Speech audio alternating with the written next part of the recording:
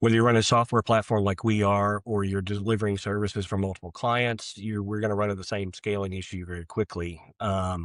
The simplest thing to do, and a lot of times it's the easiest trap to fall into, is just to embed what you need directly into your workflow or directly into the application, just for that client, just for that product instance.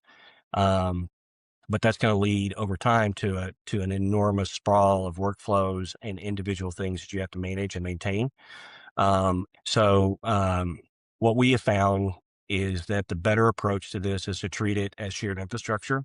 So we don't have to rebuild all those connection points. We don't have to rebuild all the underpinning to make a document work. We have that as a shared service. And so we can really focus on the output and focus on just mapping the data in the way that we need to map it.